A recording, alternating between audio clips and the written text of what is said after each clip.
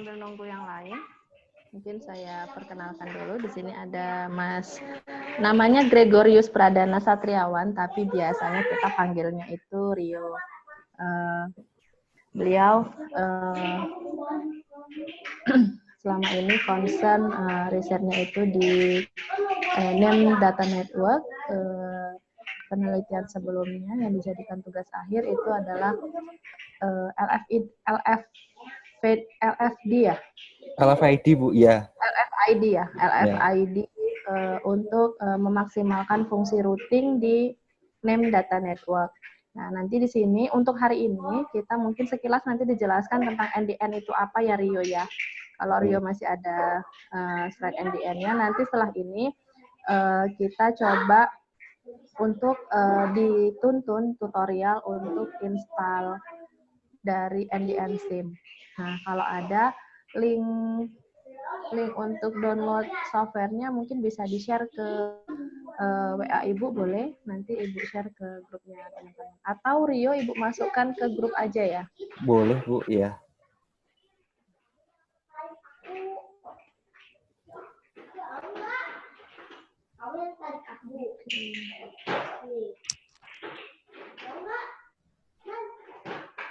Tapi kamu penjaga aku.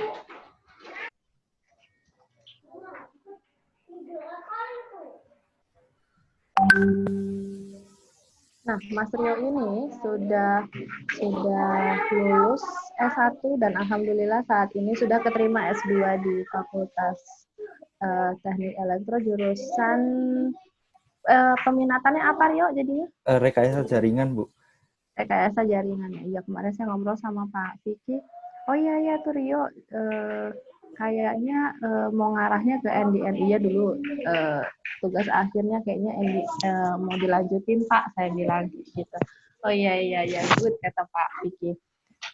Gitu ceritanya. Jadi insya Allah kedepannya kita masih bareng-bareng sama Mas Rio untuk memperdalam riset di bidang NDN ini.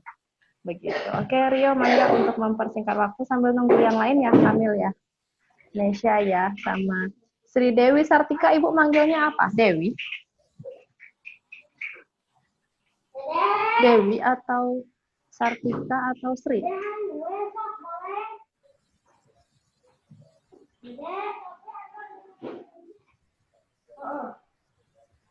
Tapi pakai yang gede mau biar agak banyak.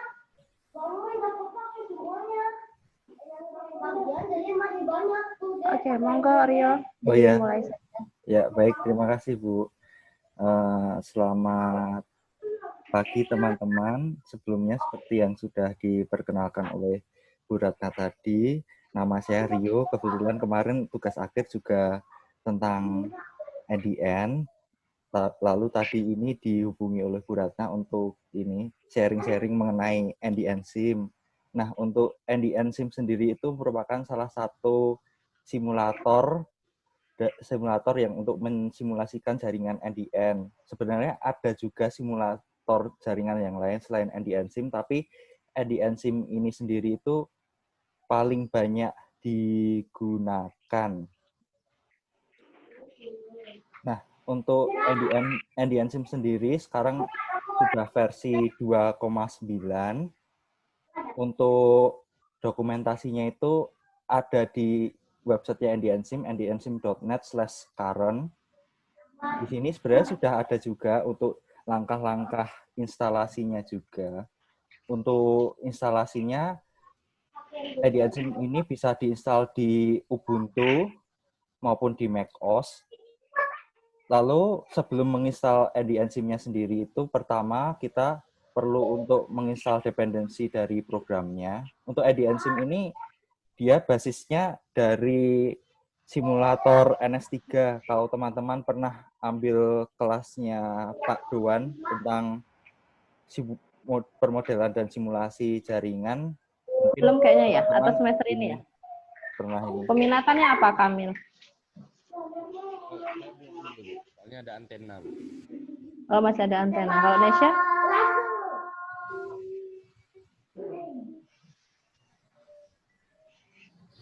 Ada antena. Benar ya, manajemen telekomunikasi, Bu. Oh, kalau Dewi?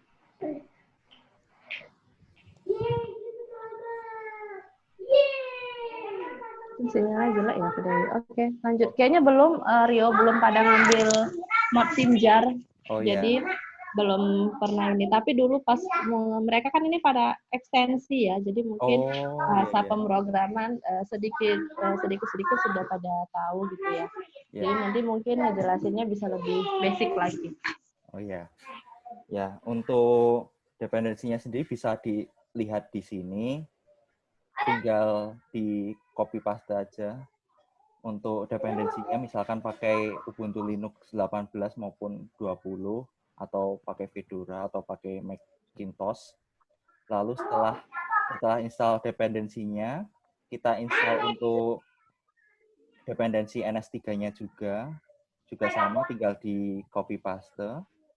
Lalu kita download NDNSIM-nya. Pertama buat foldernya dulu, make dir NDNSIM, lalu kita masuk ke direktorinya, lalu kita clone dari GitHub-nya NDNSIM. Untuk NS3-nya, Python binding, sama untuk simulator NDNSIM-nya. Setelah di clone, sudah ada datanya, tinggal di configure, lalu diinstal. Lalu sudah bisa diinstalkan. Ini saya coba instalkan di sini sekalian ya. Oh, untuk terminalnya nggak kelihatan ya? Enggak, kayaknya harus stop share dulu, Maren. Oh iya, Bu.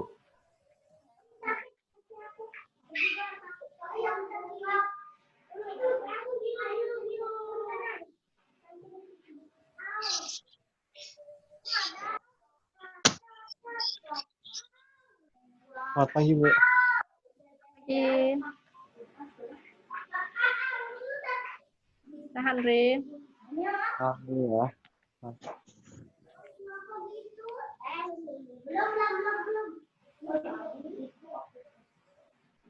Ini kebetulan saya pakai Ubuntu 18 untuk Mas tadi yang barusan bergabung.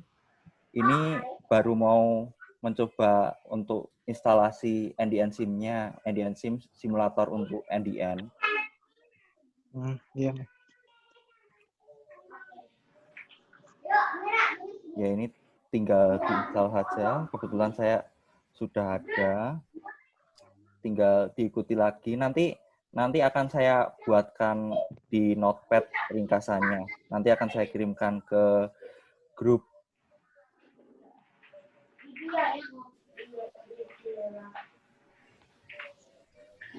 Kebetulan sudah ada semuanya. Makanya setelah itu tinggal clone foldernya. Kalau foldernya itu isinya seperti ini.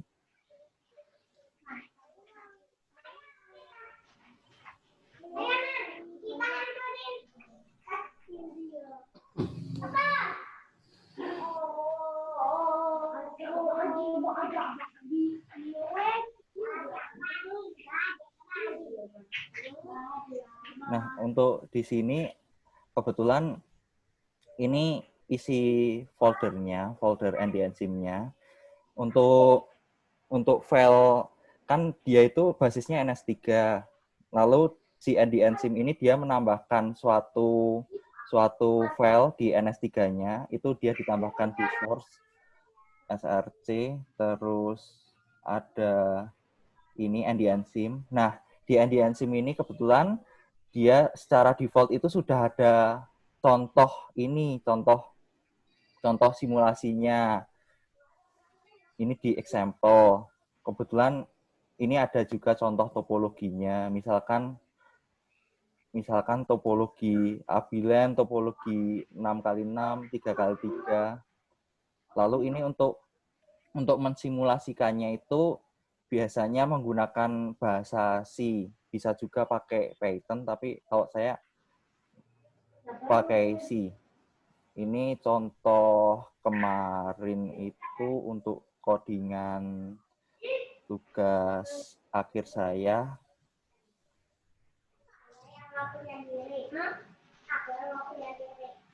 Untuk sublime text-nya kelihatan atau enggak? Enggak. Enggak kelihatan. Oh, Emangnya sorry, siapa sorry. yang punya diri doang? Ih, ada yang di sini, siapa yang ada di sini nggak punya diri? Masa? Nggak mungkin kita tahu. Ya, Bray. Jadi begitu. Ya, untuk susunan programnya sendiri, pertama dia memanggil helper-helper NDNSIM-nya yang diperlukan. Memanggil helper-helper yang diperlukan, lalu masuk ke awalnya. Kebetulan saya memanggil topologi, dia membaca topologinya dulu. Dari foldernya, lokasinya di mana. Misal, saya tempatkan topologinya di sini. Lalu dia akan membaca topologinya. Lalu di NDN SIM ini juga bisa mensimulasikan kalau di jaringannya ada caching-nya. Kebetulan ini saya mencoba pakai metode caching last frequent use. Jadi yang paling banyak frekuensi file yang dipertukarkan itu yang di caching. Nah, ini saya pakai LFU untuk ukuran content store-nya itu saya set 1500 byte. Lalu di set untuk lokasi customer dan produsernya itu mau di node mana? Di node mana? Misal ini kalau untuk topologinya itu ada ini, bentar, untuk topologinya, topologi abilan. Untuk topologinya itu kebetulan di topologi abilan ini ada 11 node dari router 0 sampai 10. Kebetulan di sini saya tempatkan konsumernya itu di node 8, lalu produsernya di node 3. Ini tergantung nanti setting dari teman-teman gimana. Nanti untuk lebih jelasnya bisa dilihat pas running programnya. Lalu setelah setting consumer sama produsernya, kemudian memanggil routing helpernya. Kebetulan saya pakai metode routing LFID, jadi bisa dipilih yang calculate LFID route. Kebetulan untuk di NDN SIM yang terbaru ini dia ada tiga strategi, tiga routing. Ada 3 routing. Ada global routing. Yang pertama global routing calculate route dan calculate all possible route. Kalau untuk calculate all possible route itu dia menghitung rute mana aja yang bisa ditempuh untuk mendapatkan data tersebut. Semisal dia bisa multiple route. Jadi dalam satu node itu dia bisa terkoneksi ke beberapa link yang lain. Kalau semisal calculate route yang ini dia cuma untuk mengkalkulasikan rute dengan link yang terpendeknya, shortest path-nya. Nah, kalau ini selain routing ada juga strategi forwarding. Nah, kebetulan saya untuk tugas akhir kemarin juga mengubah-ubah strategi forwarding-nya yang saya simulasikan. Kebetulan di NDN SIM sendiri ada banyak strategi forwarding. Kalau yang saya cobakan di sini ada strategi base route, random, access, dan multicast. Kalau base route itu dia melakukan forwarding ke node yang memiliki cost terkecil. Kalau multicast dia akan mengirimkan paket ke semua route yang ada di forwarding information base sesuai dengan routing yang sudah dihitung. Lalu setelah memilih routing dan forwarding-nya, bisa di-set aplikasinya. Untuk aplikasinya itu saya di sini pakai metode pembentukan permintaan trafiknya itu pakai consumer CBR. Dia untuk consumer CBR itu dia konstan bitrate. Jadi setiap konsumernya itu setiap frekuensi setiap detiknya itu dia meminta 300 paket interest. Kebetulan untuk konsumernya saya set di konsumer A tadi di ini nomor 8. Lalu untuk produser itu semacam server utamanya, itu saya set di Note 3. Oke. Ya. Rio, boleh interrupt sedikit nggak? Ya, Bu. Nah, teman-teman ini kan good sih, udah sampai dalam banget malah ya. Oh. Pada bingung ya. Kami langsung garuk-garuk kepala, Nesya langsung ini apaan gitu kan ya. Wow gitu kan ya. Boleh nggak gini Rio? Ya. Rio jelasin, kita kan di awal selalu ngejelasin bahwa this is the new person, new area buat mereka gitu. Oh jadi iya. di awal mungkin yang bisa dijelaskan adalah apa bedanya NDN dengan IP network. Oh iya. Ya, coba pakai slide yang kemarin waktu kita sidang tugas akhir itu kan ada slide yang membedakan antara apa itu NDN, apa itu IP network. Jadi mereka tuh kebayang. Tadinya saya pengennya NDN SIM ini hanya untuk hari ini itu hanya untuk gini. Jadi udah ngejelasin tentang apa itu NDN, apa itu bedanya dengan IP network, pola routingnya seperti apa, forwardingnya seperti apa, nanti baru PR-nya ini ada link tentang NDN SIM yang untuk bisa diuji coba. Begitu mungkin ya? Iya, Bu. Ya, itu ya. Kamil, Amri, kebayang ya, Nesya, Sri gitu ya. Jadi nggak kayak kita kayak, oh apa ya, plop gitu kan ya, bingung gitu.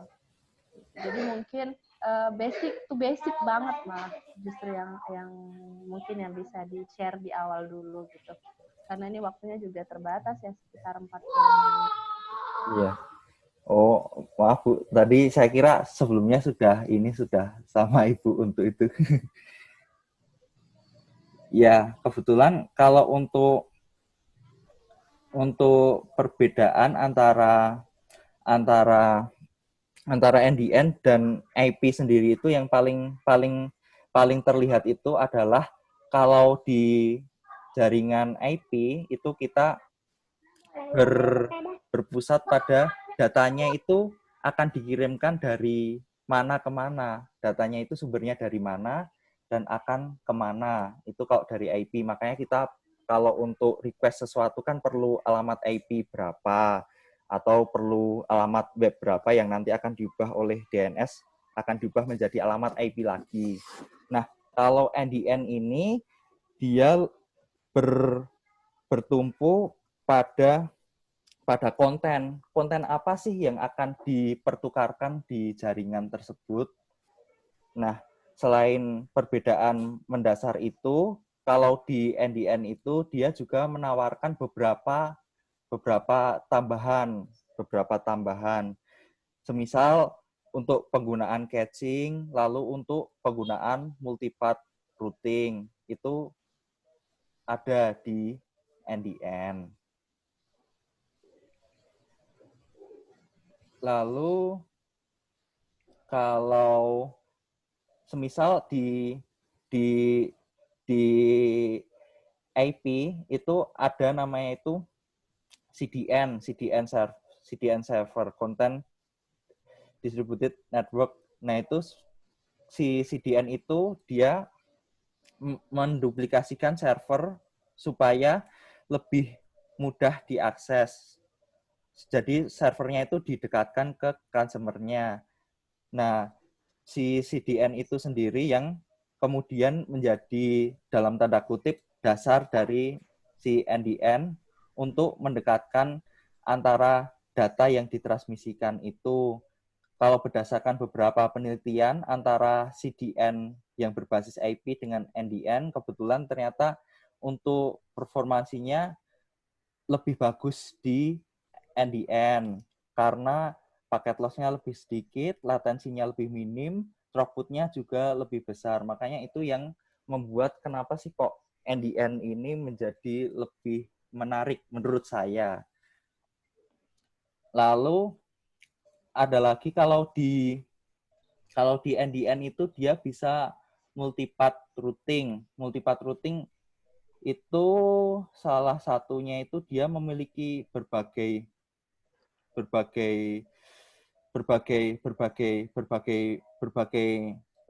link untuk di node tersebut. Kalau IP kan biasanya dia linknya cuma satu ke satu. Kalau di NDN itu bisa lebih dari satu.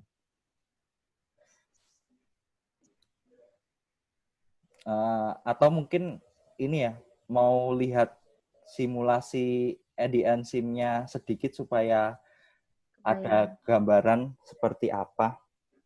Ya, boleh, Kak.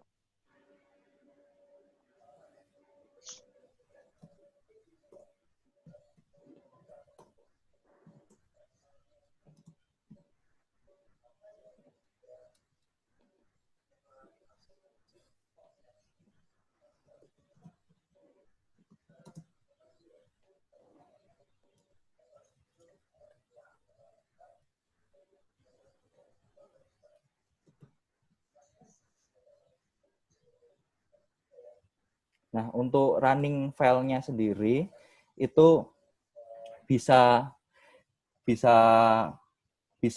dengan cara memanggil ./wav min-run, lalu apa yang akan dijalankan. Misal ini saya tadi membuat simulasi bernama demo TA.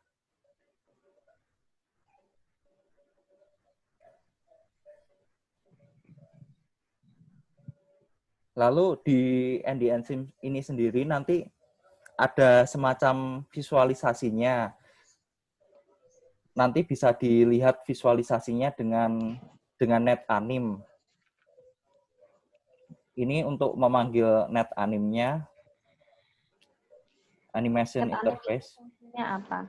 NetAnim itu fungsinya untuk melihat animasi jaringan yang disimulasikan. Kalau di MATLAB itu GUI ya? Ya, GUI-nya. Kalau di NS itu apa ya namanya kalau di NS ya? Iya, Bu. Kalau di NS3 pakai NetAnim juga atau pakai visualizer. Ya. Ya, bisa. Nah, ini nanti ditunggu setelah simulasinya selesai, nanti baru akan ada file animasinya, nanti bisa dibuka. Nah, untuk NDN SIM sendiri itu dia menyediakan empat cara untuk tracing datanya. Ada namanya itu layer 3 tracer, layer 2 tracer, content store tracer, sama application delay tracer. Untuk application delay tracer itu dia untuk men-tracing delay. Lalu untuk CS tracer untuk tracing content store-nya, dia yang datanya yang hit di cache-nya berapa, yang miss berapa. Lalu untuk layer 2 red tracer itu dia untuk nge-tracing paket loss. Lalu untuk layer 3 itu dia untuk nge-tracing perhitungan throughput salah satunya. Nah, ini nanti kalau misal simulasinya sudah selesai, nanti ada tulisannya simulation finish.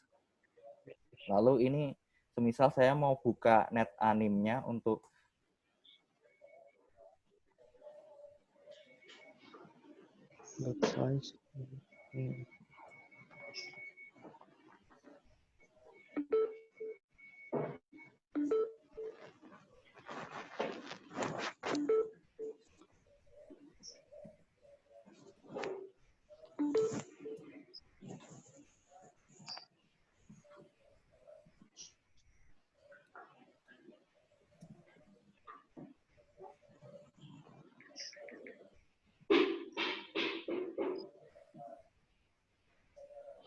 Nah, untuk tampilan NetAnim-nya sendiri seperti ini. Jadi dia untuk ngeplay simulasinya aja. Nah, kan tadi di simulasikan ini dia di save tracing-nya itu di ini. Namanya itu ini demo TA tes ini. Nah, untuk di sini bisa kita lihat di sininya, tinggal dibuka aja file XML-nya. Nah, lalu ini untuk topologinya tadi, kebetulan topologi Abilan itu seperti ini gambarannya. Tadi ada 11 router dari router 0 sampai router 10. Nah, kalau untuk melihat simulasinya bagaimana paketnya dikirimkan, kan tadi pertama itu konsumernya itu di node 8. Dia Consumer itu apa? Consumer itu klien, semacam klien. Oke, kalau di network IP network, consumer itu adalah klien. Ya, klien melakukan apa di sini? Klien melakukan request interest. Ya, request interest itu semacam potongan kecil dari keseluruhan data. Jadi semacam signaling dulu. Dia melakukan permintaan request datanya itu. Dia melakukan permintaannya itu kemana? Kebetulan ke produser. Produsernya itu saya set tadi di node nomor 3. Ya, kebetulan kalau ini tadi simulasinya saya menggunakan yang base route ya, jadi cuma satu rute aja. Kan sebenarnya kalau dia multipath itu dia mungkin nanti bisa lewat router nomor 5, nomor 4 baru ke nomor 3, nanti begitu juga datanya bisa melalui berbagai rute. Nah, ini karena saya tadi pakai base route, dia hanya melalui satu rute. Nah, kalau semisal dia datanya sudah ada dari servernya, dari produsernya, itu dia akan dikirimkan, dia untuk pengiriman datanya itu kembali melalui rute yang sebelumnya, melalui rute signalingnya tadi kan dari 8, 7, 6 ke 3. Nah, dia akan dikembalikan lagi dari 3 ke 6, ke 7, lalu ke 8. Begitu. Kalau ada collision? Nah, itu kalau ada collision, sebenarnya dia bisa ada dua kemungkinan. Dia akan mencari rute baru, atau, nah kalau di NDN kan ada namanya caching. Caching itu jadi semacam menyimpan secara temporer sebagian data dari servernya. Nah, kebetulan kalau semisalkan ini datanya itu dilewatkan dari node 3 ke 6 dan ke 7. Nah, semisal ada data yang di request itu sama, tapi ternyata datanya itu sudah ada di node 7. Ternyata pas transmisi data pertama itu datanya sudah di catch di node nomor 7. Dia nggak perlu ambil data dari nomor 3 lagi, dia cuma ambil dari 7 aja, dan itu datanya sudah bisa. Jadi dia nggak perlu ngambil dari server aslinya, dari produser aslinya, kalau di networknya sudah ada caching-nya. Begitu. Dia tiap node nyimpan tetangga node-nya nggak sih? Kayak ngebentuk buat jalur darurat gitu. Iya, sebenarnya kalau di routingnya itu sebenarnya ini ya, bentar ya. Tabel routing gitu. Kan sebenarnya ada tabel routingnya juga. Bentar.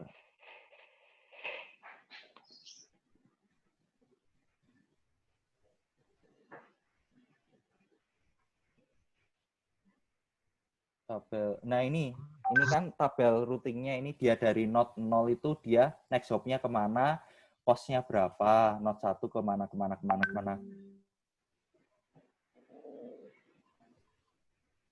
Nah, ini dia bisa ini, kalau yang multi path tadi itu dia bisa menggunakan beberapa pilihan next hop ini. Jadi kalau misal nanti itu untuk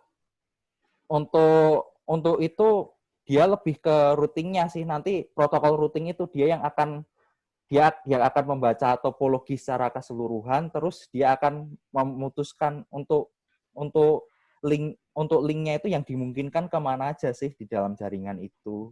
Begitu. Lalu dari sini, dari tabel routing ini akan dipilihlah oleh strategi forwarding. Semisal dia akan melakukan request data, pengiriman data, dia akan dikirimkan lewat mana, misalkan lewat next hop 1 atau 2, atau next hop 1 dan 2 dikirimkan dua-duanya, itu tergantung dari strategi forwardingnya. Kalau semisal yang strategi base route itu dia yang diambil yang cost terkecil. Kalau multicast dia diambil dua-duanya, makanya dia akan dikirimkan ke node 1 dan 2 begitu. Nanti kalau semisal ada collision kan berarti nanti salah satu link next hop-nya itu kan nanti akan terputus ya. Makanya dia akan melakukan ke yang satunya, link yang lainnya begitu. Itu kalau ada di tabel routingnya. Makanya itu salah satunya di routingnya itu nanti mungkin bisa diperdalam lagi. Lalu atau mungkin ini ya, melihat ini tracing filenya.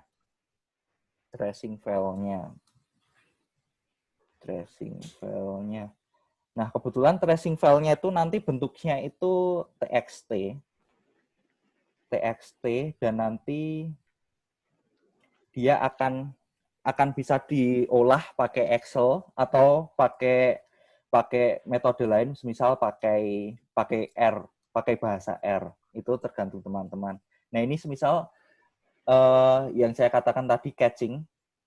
Nah, ini nanti dia kelihatan pas detik berapa di node mana itu ada berapa paket yang bisa disimpan oleh node itu nanti namanya catch hit. Nanti ada juga paket yang tidak disimpan, itu namanya miss. Itu miss. Nah, nanti bisa dihitung, dirata-ratakan, nanti ada namanya itu catch hit ratio, rasio antara perbandingan paket catch yang hit dibandingkan dengan total paket keseluruhan yang hit maupun miss. Ini untuk yang CS tracer. Lalu ada juga tadi yang layer 2. Layer 2 itu untuk yang data drop-nya, paket loss-nya. Kebetulan di sini belum ada paket loss-nya karena dia simulasinya masih paket kecil. Nanti kalau yang simulasinya paketnya besar atau yang simulasinya lebih besar, nanti biasanya akan ada. Layer 3.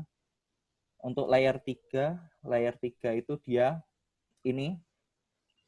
dia akan melihat pada detik itu berapa sih interest yang dikirimkan melalui node itu. Misalkan ini dari node Washington, itu ya dia yang jumlah interest yang keluar ada berapa paketnya. Misal ini rata-ratanya itu ada sekitar 400 paket. Lalu untuk ini ada berapa data yang masuk ke node tersebut. Ada jumlah paketnya ini, lalu ukuran paketnya ini. Nanti bisa dirata-ratakan untuk menghitung throughput. Nah, lalu di NDN-SIM sendiri itu juga ada namanya itu NACK, negatif ACK. Jadi kan semisal kalau paket dikirimkan ternyata dia nggak bisa dikirim balik, kan berarti ACK-nya nggak di ACK. Yeah. Nah, itu namanya negatif ACK. Kalau di sini ada juga itu nanti bisa dilihat. Kalau semisal negatif ACK ini salah satunya juga bisa untuk melihat paket drop-nya. Semisal di routingnya itu sebelumnya bisa, tapi pas detik keberapa ternyata NACK-nya besar, berarti kan di situ mungkin ada collision atau link-nya rusak begitu. Nah, ini juga ada jumlah interest secara keseluruhan total pada detik tersebut di node itu. Mungkin kalau dari saya, karena maaf kurang persiapan tadi, mungkin baru ini yang bisa diceritakan. Mungkin bisa cerita lagi dari kalau ada kesempatan selanjutnya dari teman-teman. Mungkin kalau sementara ada pertanyaan atau masih ngambang sama sekali.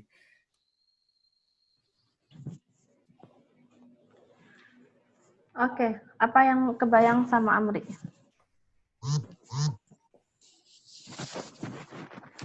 Lagi Yang lain dulu, Bu. Ini lagi dibaca Ya. materinya sebentar, Bu. Oke. Kalau Bu, Jadi mau sebenarnya nanya yang simulatornya. boleh. Mantap simulator Enggak, nih. enggak Bu. Ini apa namanya? Itu kan tadi pakai OS-nya kan cuma bisa Mac OS sama ini ya, sama apa namanya? Ubuntu. Linux. Ubuntu. Ya. Kalau misalnya eh berarti kalau misalnya saya yang pakai Windows di dual boot aja atau bisa pakai VMware, Mas? Sebenarnya pakai virtual box bisa, pakai VMware bisa. Tapi kalau saya sih lebih merekomendasikan pakai dual boot. Kenapa? Karena ini simulasinya ternyata agak berat ini, simulasinya Agak berat berat. ya. Dia itu yang alokasi terberatnya itu di prosesor sama RAM-nya. Biasanya ini sih sebenarnya dia bisa running, tapi kalau prosesornya dia kurang cepat, ya dia runningnya lama. Pernah itu saya simulasi itu sampai beberapa hari, laptopnya nggak mati. Itu kemarin pas ngerjain TA kemarin. Ada minimum specification nggak? Kalau minimum specification sih enggak sih, Bu. Paling dari saya rekomendasinya itu paling minimum itu kalau bisa RAM-nya 4 GB, lalu prosesornya kalau bisa sekitar 2 GHz kalau bisa 2 GHz ke atas. Apa tadi berapa? 4 giganya apa tadi? RAM-nya 4 GB, lalu prosesornya di atas 2 GHz, Bu. Prosesor di atas 2 GHz ya? Iya, RAM-nya 4 GB, lalu hard disk-nya mungkin kepake sekitar 10 sampai 20 GB. Oh, kebayang nih kita mau bikin dual boot nih. Iya. Kebayang ya? Ya, Bu. Ya, makasih ya, Bang. Iya, sama-sama. Nesya ada mau ditanya, Sya? Belum, Bu, sementara ini. Kalau bahasa pemrograman yang biasa dipakai, kan tadi selain C ya, ada C, ada Python. Tadi mungkin di awal Amri belum muncul tuh waktu kita bahas soal bahasa. Nah, yang tadi di sini dipakai, Rio pakai bahasa apa? Pakai C, Bu. Pakai C. Kalau Python, apa keuntungan pakai C, apa keuntungan pakai Python? Kalau saya sih kemarin pakai C itu karena kebanyakan di sini pakai C, Bu. Jadi kan kalau misal di yang tugas akhir saya kemarin itu mensimulasikan protokol routing yang sudah dibuat oleh seseorang. Nah, kebetulan di sini itu codingannya beliau itu pakai C. Makanya saya lanjutkan ya udah pakai C aja. Begitu. Oke. Ini nih teknologi baru ya kayak NDN ini buat IP. Iya.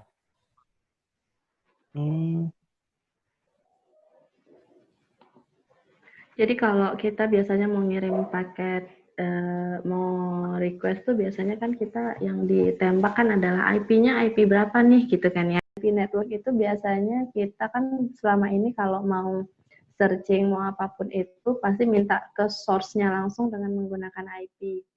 Nah kalau ini itu sebenarnya yang mempermudah itu kalau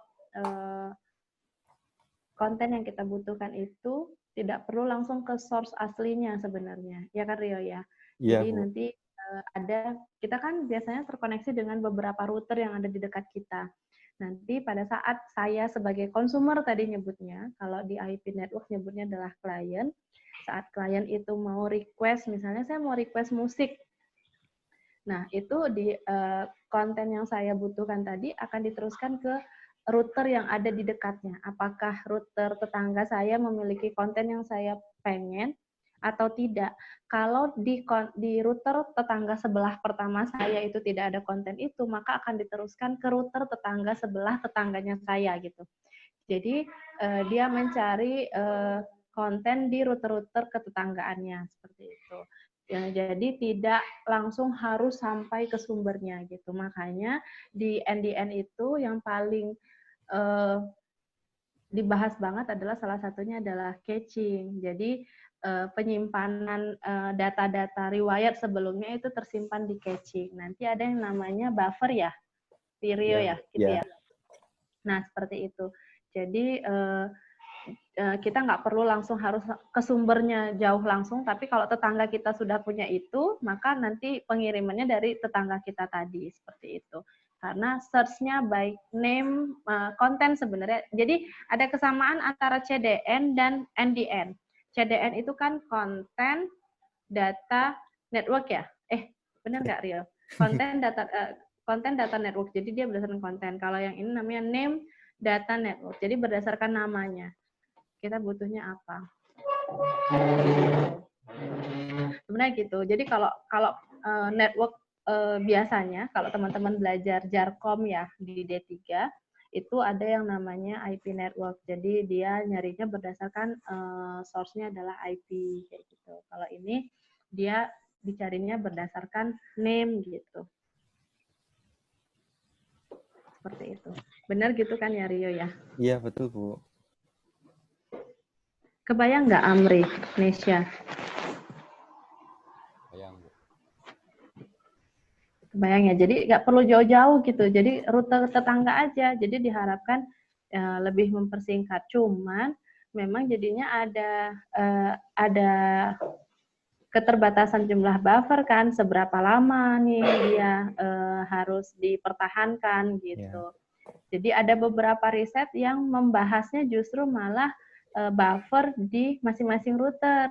Gimana cara kita menghitungnya? Seberapa banyak nih konten ini dibutuhkan oleh tetangganya. Jadi misalnya ada 5 konten. Ada musik, ada film, ada misalnya apa lagi ya? Sport, kemudian ada 3 konten ini. Dari ketiga konten ini yang mempunyai nilai interest paling tinggi itu yang mana? Nah, itu nanti yang akan dipengaruhi di tabel routingnya. Begitu ya Rio ya. Jadi nanti dia polanya mau gimana nih susunannya. Nah, gitu. Jadi riset-risetnya biasanya banyaknya ke situ. Nah, concern risetnya di grup kita itu bahasnya adalah di arah multipath. Seperti itu. Jadi nanti kalau tadi yang dicontohkan sama Rio itu adalah single path, di mana pada saat dia melakukan simulasi, produsernya itu ada di node 3 dan otomatis dan konsumernya ada di node berapa tadi? Node 8 dan dia set hanya single path. Single path berarti hanya ada satu jalur, hanya boleh melewati node 4 sama berapa tadi, kayak gitu. Kalau nanti kita settingnya dalam bentuk multipath, arti konsumer ini itu boleh mendapatkan hasil kontennya itu dari berbagai macam jalur. Nah, kalau ini tadi kan konsumernya 8, kliennya 8, produsernya adalah 3. Jalurnya single path, jadi dia lewat 7 dan 6. Kalau kita nanti buat multipath, boleh lewat mana aja. 8 ke 7, 8 ke 5, 8 ke 9, baru akhirnya nanti ujungnya adalah ke 7. Seperti itu. Itu nanti, dia nyari berdasarkan jalur terbaik. Gimana? Dia nyarinya berdasarkan jalur terbaik juga. Itu monggo. Kalau itu tergantung ini sih, tergantung protokol routingnya.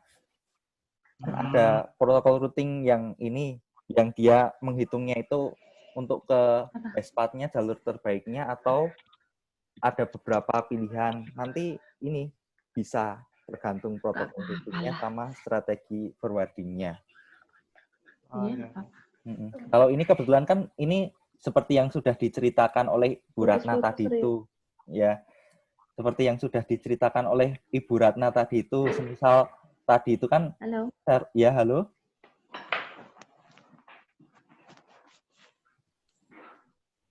Halo. Maaf, apakah terdengar? Sinyal saya jelek, Oh, terdengar. Internet saya unstable. Your internet connection is unstable. Oh iya Bu. Ya, semisal tadi itu datanya itu dilewatkan dari server utamanya, produsernya itu di node 3 ke 6 dan ke 7, lalu ke kliennya di 8. Nah, ternyata dia udah kesimpan di 7, makanya dia di sini ya udah dia request-nya ke 7 aja, udah cukup. Dia makanya di sini bolak-balik antara 7 dan 8 untuk pengiriman datanya gitu. Nanti kalau semisal Itu karena kontennya udah ada di 7 ya? kalau udah ada di 7. Nah, ini semisal ternyata ada konten baru yang belum ada di 7. Nah, makanya dia masuk ke selanjutnya, begitu ke rute selanjutnya. Nah, seperti yang sudah diceritakan oleh Bu Ratna tadi itu, kalau di NDN sendiri itu ada, setahu saya itu ada 3 penelitian umum. Yang pertama tentang strategi forwarding-nya, bagaimana dia cara membaca tabel routing, lalu dia akan mentransmisikan paketnya itu melalui yang mana, lalu ada juga routing itu bagaimana dia menghitung rutenya secara keseluruhan di jaringan, lalu satu lagi itu yang tadi Ibu ceritakan tentang caching-nya itu tentang bagaimana si node di jaringan itu menyimpan data yang akan disimpan. Apakah dia data yang paling banyak ditransmisikan atau data terakhir yang ditransmisikan. Nah, itu ada namanya itu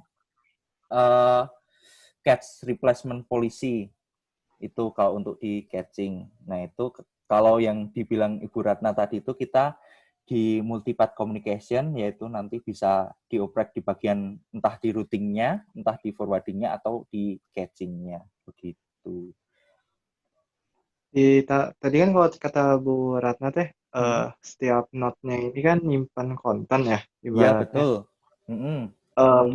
Berarti kan ada tabel root-nya nih yang cuma 8 sama 7 doang. Tadi kan ada nih, misalnya di 7 udah ada kontennya, dia cuma ke 7 doang kan. Ya. Nah, itu boleh dilihat nggak konten yang di-request sama konsumernya itu apa gitu. Jadi, iya. Sebenarnya kalau di sini sih, kalau di simulasi saya itu sebelumnya ini cuma masih sebatas satu konsumer itu dia generate 300, dia meminta 300 paket per detik. Nah, kemudian si servernya itu dibalas dengan suatu paket yang setiap paketnya itu ukurannya 10.000 byte ini. Nah, jadi kalau ini saya masih sebatas setiap detiknya si konsumer itu meminta 300 paket secara acak. Kenapa nggak ada suaranya? Halo? Oh, ada. Nah, baru ada. Oh, sorry.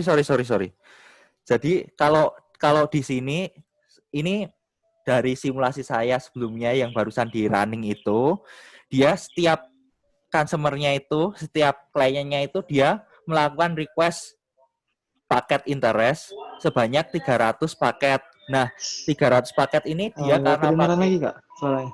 Oh, karena dia pakai 300 paket yang pakai helper. Suaranya nggak ada. Oh, suaranya nggak ada. Ada, Komri. Atau ini putus-putus yang di sananya. Ada.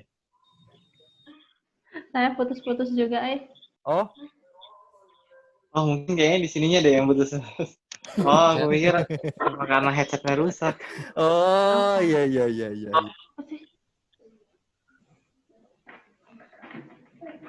Ya, kalau di sini sih saya masih sebatas dia menggenerate 300 permintaan paket per detiknya itu. Kebetulan kalau pakai helper yang consumer constant bitrate ini, dia 300 paketnya itu ke 300-nya itu dari 1 sampai 300 itu paketnya acak semua. Nah, nanti bisa di-set sih sebenarnya yang mau di-generate itu apakah dia konten yang populer. Kalau konten populer itu dia punya presentase dia mau berapa paket sih yang sama. Kalau ini dia kebetulan 300 paket dan 300-nya itu beda semua. Kalau yang di sini. Nah, kalau yang tadi dijelaskan oleh Bu Ratna tadi itu, ini jadi nanti ada namanya itu table content store. Jadi di note tersebut, semisal di note apa gitu, itu dia ada berapa data yang bisa disimpan, lalu ada berapa data yang sudah dilewatkan tapi nggak kesimpan. Yang kesimpan itu namanya catch hit, lalu yang nggak kesimpan itu namanya catch miss. Nah, makanya semakin besar jumlah yang rasio catch hits dibanding miss-nya, maka semakin banyak konten yang dia di-save. Tapi kalau untuk melihat kontennya apa sih sebenarnya konten yang tersimpan, kalau untuk di simulator NDN Sim ini saya belum tahu caranya gimana untuk melihat konten apa sih sebenarnya yang disimpan di konten store-nya itu. Kalau di sini saya jujur masih belum tahu gimana caranya begitu ya. Mungkin bisa dieksplor itu nanti bareng-bareng ke depannya.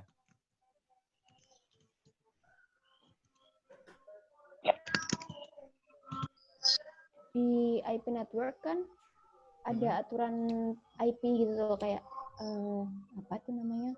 Apa?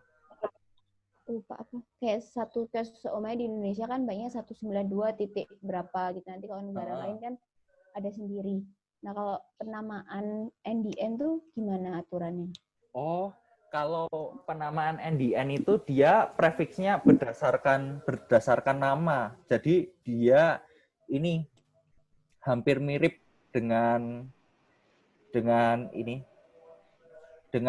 URL. Dia hampir mirip dengan URL. Jadi nanti itu dia datanya tuh ada di Jangan nonton dulu dong.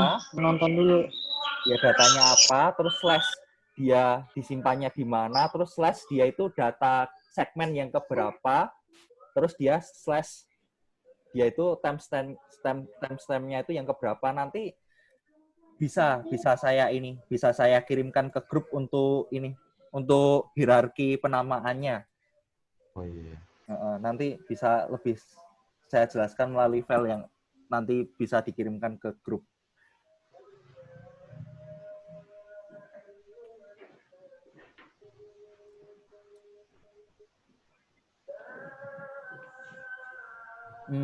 Ada lagi?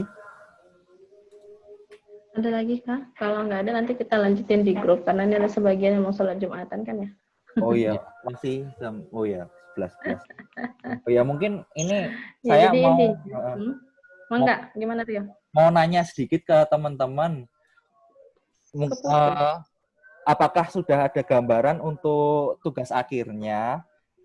Nanti kalau semisal teman-teman sudah ada gambaran, semisal sudah ada paper pegangan atau apa, saran saya ini dari paper tersebut dicek dulu apakah dia source code-nya itu apakah dibuka, di-share di GitHub-nya atau enggak. Nanti kalau semisal di-share itu untuk ngopreknya lebih mudah. Soalnya kalau semisal kita mau mengoprek sesuatu tapi sumbernya itu nggak di-open kan agak sulit. Yaitu saran saya sih nanti ini dipastikan sumbernya dari paper tersebut apakah data-datanya itu nanti kalau kita mau coba codingannya ya berarti ya. Jadi PR, kalau saran saya sih PR 10 hari ini teh 10 ya, seminggu aja lah ya. Seminggu ini teh memahami dulu konsep NDN itu apa sih? Bedanya apa sih? Jadi kalau nanti mau kita ngoprek-ngoprek, mau install, mau bikin dual boot, mau bikin apa segala macam tuh udah kebayang yang mau dikerjain apa begitu. Paling itu sih dari saya. Thank you Rio. Nanti di-share rekamannya karena sebagian saya ada yang lep hilang gitu. Saya nggak dengar isinya apa seperti itu. Jadi mungkin nanti Rio share ya di grup ya linknya gitu. Jadi mungkin materi-materi tentang pengenalan NDN dulu aja nanti yang di-share ya Rio ya. Iya baik Bu ya. Oke, thank you guys buat hari ini. Semoga ilmunya bermanfaat, ngebuka gambaran minimal yang nggak blengek-blengek banget kita ya tentang NDN itu apa gitu. Oke, thank you. Tetap sehat, tetap semangat, minggu depan kuliah. Oke. Assalamualaikum warahmatullahi wabarakatuh. Selamat siang. Izin live. Siang Bu. Terima kasih.